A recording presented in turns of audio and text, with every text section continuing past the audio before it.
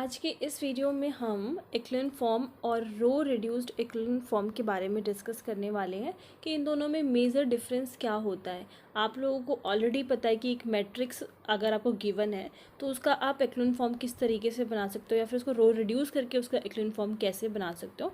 तो हम उसके बारे में डिस्कस ना करके इससे रिलेटेड कुछ इंपॉर्टेंट पॉइंट डिस्कस करेंगे। स्टार्ट करते हैं। पहला जो डिफरेंस है, जो एक्लिन फॉर्म होती है वो यूनिक नहीं होती, ठीक है। तो it is not unique, whereas जब हम रो रिड्यूस एक्लिन फॉर्म की बात करते हैं तो ये हमेशा यूनिक होती है, it is unique.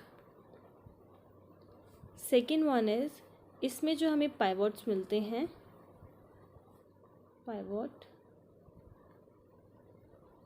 Should be 1, whereas echelon form में ज़रूरी नहीं होता, ठीक है। बस पाइवोट कैसे होने चाहिए, नॉन ज़ीरो होने चाहिए, नॉन ज़ीरो। इसमें ज़रूरी नहीं है कि हमें 1 जो है वो एज अ पाइवोट मिले। देन थर्ड, जो पाइवोट का कॉलम होता है, जिस भी रो में आपको पाइवोट मिल रहे हैं उसके हम कॉलम की बात करते हैं। पाइवोट का जो कॉलम होता है उसकी सारी rest all entry should be 0, rest all entry should be 0। But इसमें नेसेसरी, ठीक है, तो ये चीज़ इसमें ज़रूरी नहीं है। और एक इम्पॉर्टेंट बात जो RREF की हमें पता होनी चाहिए, it is a kind of staircase, ठीक है, kind of staircase pattern में ये हमें मिलता है। जैसे कि मैं एक एग्जांपल से आपको बताती हूँ कि ये मान लेते हैं हम 1 1 1 एंड ये रेस्ट हमने सारी एंट्रीज 0 कर दी है, ठीक है। तो हम इस मैट्रिक्स को बोलेंगे कि ये एक RREF रो रिड्यूस्ड एक्लिन फॉर्म है, क्योंकि पाइवोट्स का मतलब ये होता है कि पहला जो आपको नंबर मिल रहा है, पहला जो आपको एंट्री मिल रही है, मैट्रिक्स की बात कर रहे हैं तो एंट्री बोल लेते हैं, जो पहली आपको एंट्री मिल रही है वो पहली एंट्री जो नॉन ज़ीरो हो वो हमारी कहलाती है पाइवोट्स, ठीक है। तो पहले आप रो में देख रहे हो, ये हमें फर्स्ट नॉन ज़ीरो एंट्री मिली तो ये पाइवोट कहलाएगी।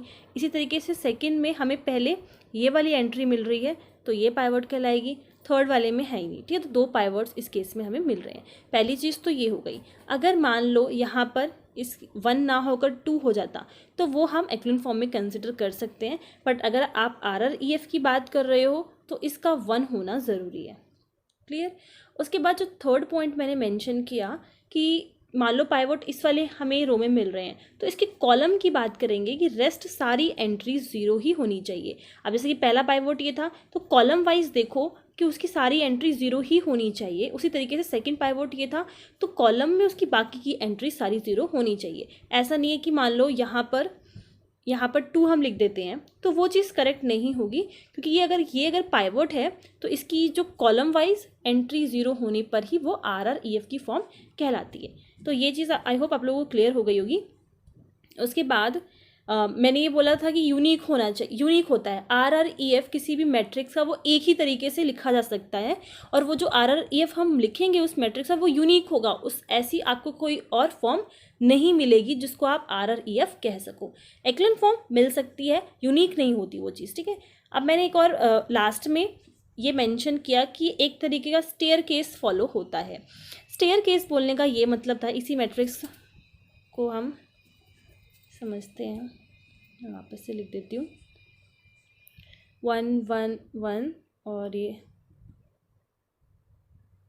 यही मैट्रिक्स मान लेते हैं, ओके। देखो स्टेयर केस बोलने का मतलब ये है, पहला पाइवोट ये मिला, इसमें ये मिला और इसमें ये मिला। आप देख रहे हो एक स्टेयर केस यहाँ पर फॉलो हो रहा है। तो इस स्टेयर केस को हम इस जो पैटर्न है स्टेयर केस का वो RREF में फॉलो किया जाता है। अब जैसे मान लो थोड़ी देर के लिए हम मान लेते हैं कि ये 1 यहाँ पर ना होकर ये 1 हम यहाँ लिख देते हैं इस लास्ट वाले में, तो हम इसको RREF इसलिए नहीं बोल रहे हैं क्योंकि फिर ये स्टेयर केस की जो हम बात कर रहे हैं वो चीज़ फॉलो नहीं कर रहा है, ठीक है। तो एक आपको स्टेयर केस पैटर्न मिलता है।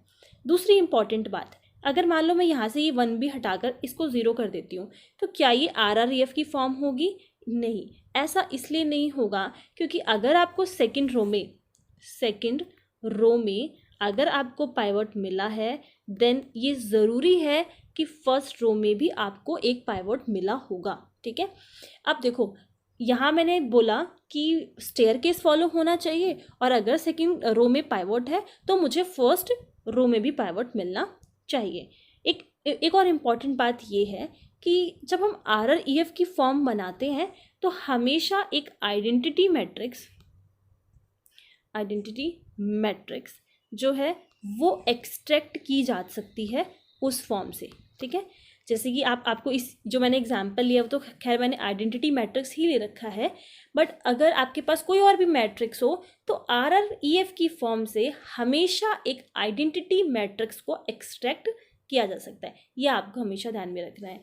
नाउ मैंने एक लाइन लिखी थी यहाँ पर, स्टार्ट करने से पहले डिफरेंस से पहले एक लाइन लिख रखी है, if two matrix have same row space then its RREF is also same.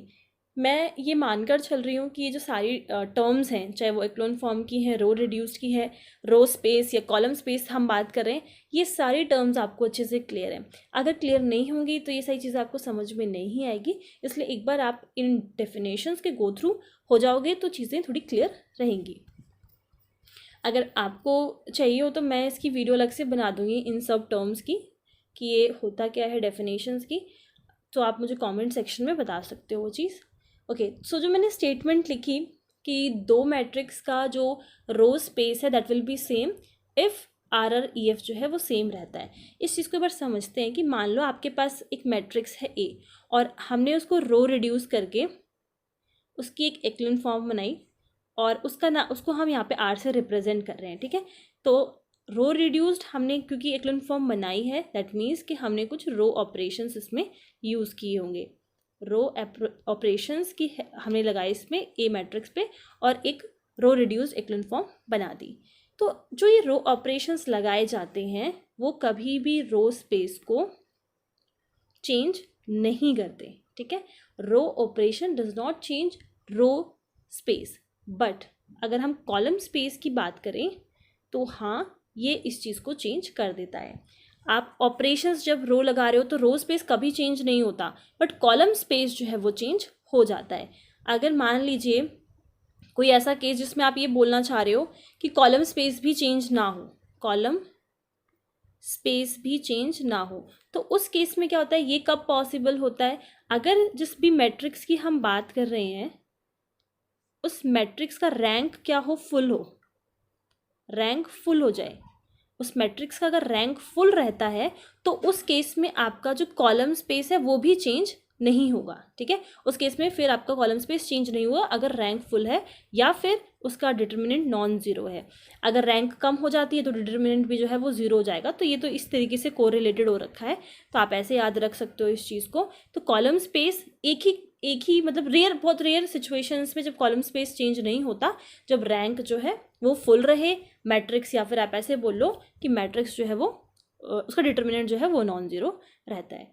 दूसरी चीज़, अभी जो मैंने लाइन मेंशन की थी उसमें हम दो मैट्रिक्स की बात कर रहे थे। तो मान लो कि आपके पास दो मैट्रिक्स A एंड B की हम बात कर रहे हैं, तो A और B की जो रो स्पेस है, row space of A is equals to row space of B। इन दोनों मैट्रिक्स का जो है रो स्पेस अगर सेम है तो यहाँ से हम ये ज़रूर कह सकते हैं कि इसका RREF, इस मैट्रिक्स का जो आपने रो रिड्यूस एक्लोन फॉर्म बनाया होगा और जो B का बनाया होगा, दोनों का जो फॉर्म होगा A एंड B का वो भी एकदम सेम होगा। अगर आप बोलो क्या एक्लोन फॉर्म सेम होगी तो वो यूनिक नहीं होती, मैं पहले आपको ये चीज़ मेंशन कर चुकी हूँ। बट क्योंकि ये सेम है, रो स्पेस सेम है, तो इसकी जो रो रिड्यूस एक्लोन फॉर्म होगी वो भी सेम होगी। तो यहाँ से जो मैंने अभी पॉइंट बताया आपको, ये चीज़ आपको ध्यान में रखनी है। लास्ट में एक रिजल्ट और डिस्कस कर लेते हैं। If two matrix